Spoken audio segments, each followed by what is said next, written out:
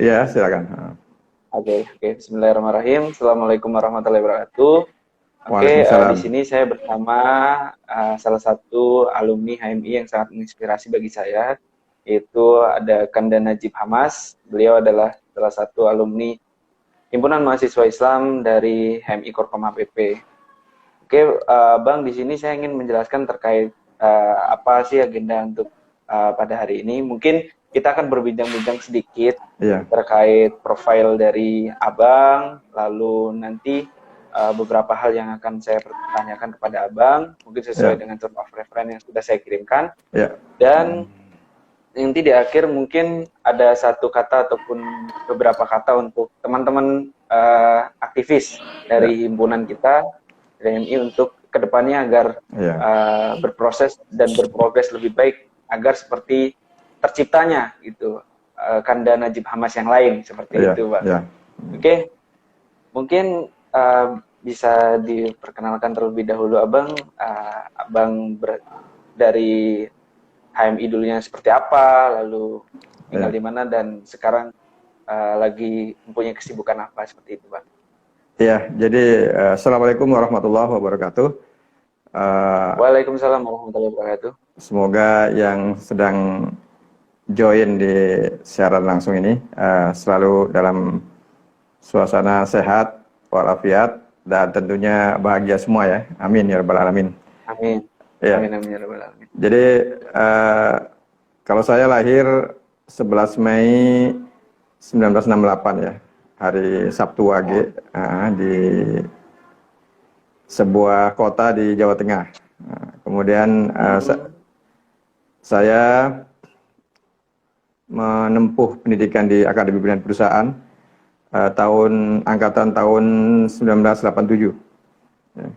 Jadi tahun 87. Jadi memang sejak SMA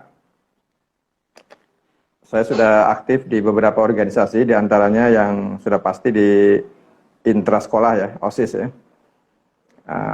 Kemudian masuk di kampus ABP, memang hanya HMI yang untuk khusus perkaderan organisasi itu saya ikut bergabung ya melalui LDK tahun 1987 di kampus APP Jalan Timbul 34. Saya di Jakarta saat itu kos di sekitaran kawasan Timbul ya, sampai tingkat 3. Setelah itu saya tinggal bersama family di Kelapa Gading, Jakarta Utara. Memang sejak saya ikut LDK luar biasa perubahan ya dalam aktivitas saya. Makanya di tahun yang sama 97 saya ikut LKM, latihan kepemimpinan mahasiswa yang dilaksanakan oleh lembaga eksekutif mahasiswa. Dan Oh sejak ya. sejak itu ada beberapa aktivitas yang saya ikuti ya. Jadi di 87 sampai 90 nah, saya selesai wisuda kalau nggak salah tahun 91. Jadi sejak kurang lebih 3 tahun di APP ini aktif di lembaga eksekutif mahasiswa, aktif di, kalau dulu musola Tom Tawis HPI, sekarang masjid ya, Masjid Tom HPI, kemudian Ya, di Korkom. Masjid. Jadi kebetulan saya pernah mendapat amanah ketua lembaga eksekutif mahasiswa di tahun berapa itu ya, 8889, kemudian 8990 ketua lembaga legislatif mahasiswa. Kemudian di waktu yang bersamaan ketua musola Tom Tawis HPI, kalau sekarang masjid. Kemudian setelah 90 sampai 92 saya ketua Korkom APP. Dan di saat hampir bersamaan saya aktif di cabang Jakarta ya, di ketua bidang kaderisasi HMI cabang Jakarta, HMI MPO pada saat itu. Nah, itu aktivitas yang menggembleng saya untuk memberikan pembelajaran luar biasa yang tentunya ini bukan hanya melengkapi apa yang tidak didapat di dalam ruang belajar kuliah, tetapi justru disinilah sebenarnya membentuk karakter kita yang tentunya tidak bisa dirasakan pada saat masih aktif kuliah, tetapi justru dirasakan setelah lulus dari APP gitu.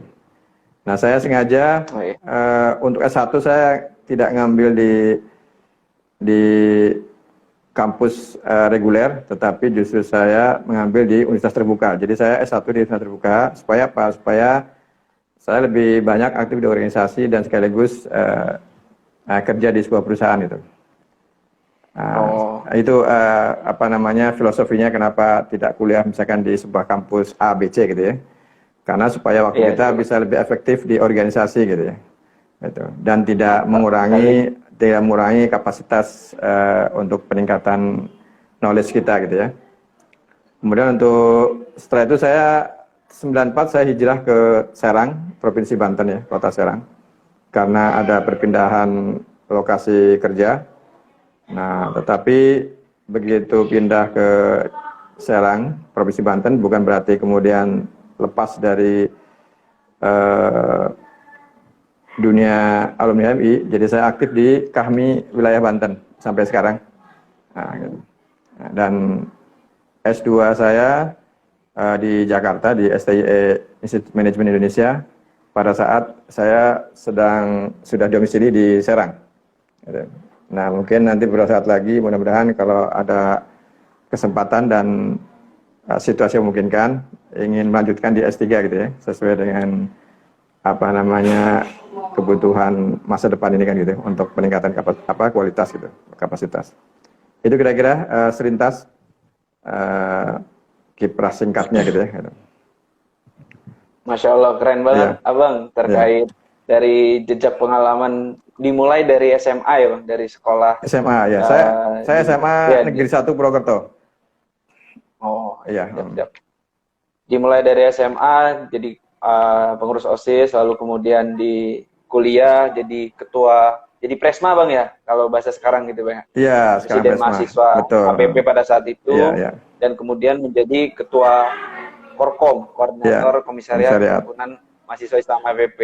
Dan mungkin teman-teman mungkin di sini kita sudah menggambarkan lah dalam arti hal-hal yang dimanapun kita berada kita harus tetap memberikan yang terbaik. Seperti yang digambarkan oleh Kanda Najib Hamas, meskipun beliau sudah lulus dari kampus APP, beliau tetap berkiprah, beliau tetap menebarkan kebermanfaatan di lingkungannya. Mungkin seperti itu Bang ya. Iya, kira-kira begitu. Bang, mungkin kita next dengan pertanyaan yang lain. Mungkin setiap manusia Bang ya, ada kalanya kita mempunyai masa di mana kita di atas, di mana kita di bawah. Nah, kira-kira nih dari pandangan Kanda Najib gitu, ketika Kanda Najib berada di bawah itu apa sih yang harus kita lakukan sebagai manusia agar tetap berkiprah gitu, agar tetap mempunyai semangat untuk berprogres gitu. Iya. Jadi filosofinya begini, kalau kita ngegoes ya, sepeda ya, kan ini lagi musim ngegoes ya, lagi ramai ya. Iya. Nah, jadi kalau kita posisi lagi di atas, di tanjakan, lagi menuju puncak gitu ya, maka kita harus sadar bahwa setelah puncak itu pasti ada turunan. Gitu ya. Artinya apa? Filosofi roda berputar itu sesuatu yang sudah keniscayaan dan itu diikuti atau dialami oleh semua orang gitu ya. Nah, karena itu pada saat kita posisi puncak juga kita tidak perlu sombong dan adigung-adiguna gitu ya. Dan pada saat di bawah juga kita merasakan bahwa bagaimana menjiwai apa yang dirasakan oleh orang kebanyakan atau masyarakat atau orang yang menurut filosofi status sosial itu di bawah statusnya gitu.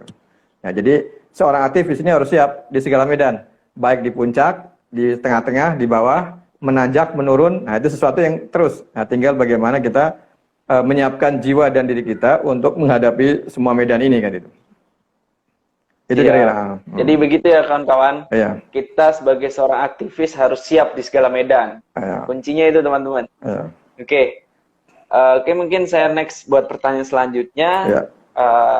Kira-kira ada pesan-kesan apa Kanda buat teman-teman kita gitu, teman-teman saya lah, teman-teman saya sebagai yang sekarang lagi menjalani fase-fase di HMI atau fase-fase di dalam sebuah organisasi, kira-kira ada pesan ataupun kata-kata yang bisa untuk mengaktifkan gairah kita untuk terus berjuang gitu Kanda. Iya. Monggo. Jadi kita ingat hadis Rasulullah ya, khairun nas anfahum linnas. Jadi kata pesan Rasulullah itu adalah sebaik-baik manusia adalah orang yang paling punya punya dampak atau memberikan manfaat yang lain kepada masyarakat.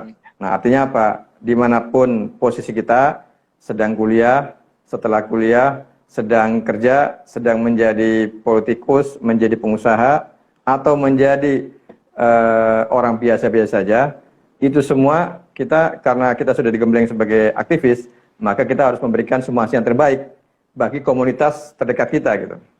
Jadi jangan sampai kita berpikir bahwa kalau kita mau berbuat baik, nunggu kita jadi miliarder dulu gitu ya, atau jadi tokoh dulu, atau jadi gubernur dulu, nggak perlu. Justru dimanapun status dan posisi kita harus menebarkan kebaikan. Walaupun misalkan kita hanya bisa menerangi sekitar kita hanya 5 watt. Ya.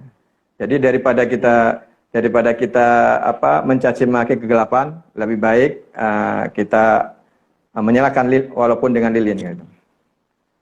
Itu pesan-pesan kami ya. Siap. Dan mungkin ini yang terakhir Kanda, kira-kira apa sih yang selalu menjadi motivasi Kanda gitu untuk sampai pada akhirnya sekarang itu menjadi seseorang yang dapat menginspirasi banyak orang gitu. Ya, jadi kira-kira apa gitu? Ya, pada prinsipnya begini, kita ini harus terus membangun semangat secara pribadi dan juga semangat secara kolektif ya dengan lingkungan, komunitas kita dan sebagainya. Semangatnya apa? Bahwa semangatnya seperti Rasulullah sampaikan kepada kita bahwa hari esok itu harus lebih baik dari hari ini. Jadi kalau misalkan kita sebagai seorang aktivis kemudian melihat berbagai ketidakbaikan atau hal-hal yang perlu diperbaiki di lingkungan kita kemudian kita diam saja, wah itu berarti dipertanyakan jiwa keaktivisannya. Jadi pada saat kita di depan kita melihat ketidakteraturan, maka secara pribadi kita harus bergerak atau bersama-sama. Makanya kan ada hadis Rasul fal yukrim biadi. Ya, jadi kalau misalkan kita ada kemungkaran, rubahlah dengan tangan kita atau kekuasaan kita. Tapi kalau nggak mampu, ya maka dengan ucapan kita. Kemudian kalau nggak mampu lagi, at'aful iman, fabiqolbihi wadzalika at'aful iman. Kalau pakai kekuasaan nggak bisa karena kita tidak punya kekuasaan. Kalau pakai kata-kata karena kita nggak mampu berucap, maka minimal dengan hati dan doa kita. Dan disitulah sebenarnya selama iman. Nah, tinggal kita pilih kategori 3 itu mana di posisi kita dan status kita. Yang penting dimanapun, situasi apapun, kita tidak boleh tinggal diam. Walaupun mungkin di sebuah perkampungan, di pedalaman, di segala macam gitu ya, di luar keramaian, tetap kita harus menyuarakan kebenaran, walau lewat hati dan doa kita gitu. Siap, Kanda. Ya. Oke, Kanda mungkin sampai pertemuan kita sampai berakhir sampai di sini, dan saya terima kasih banyak telah membantu Himpunan Mahasiswa Islam HMI Korkom APP untuk mengikuti perlombaan yang diadakan oleh kami Depok. Dan saya juga ucapkan banyak banget terima kasih, dan semoga Bang Najib dan sekeluarga bisa diberikan kesehatan, keselamatan. Amin, amin. Dan semoga pandemi segera berakhir dan kita bisa beraktivitas dan bisa bertemu di dahulu kala. Itu saja yang bisa saya sampaikan, kurang lebihnya mohon maaf. Wassalamualaikum warahmatullahi wabarakatuh. Waalaikumsalam warahmatullahi wabarakatuh. Yakin usaha sampai? Ya, aku usaha. Yakin usaha sampai? Ya, aku usaha. Siap, Kanda? Siap. Terima kasih, Kanda. Assalamualaikum. Assalamualaikum warahmatullahi wabarakatuh.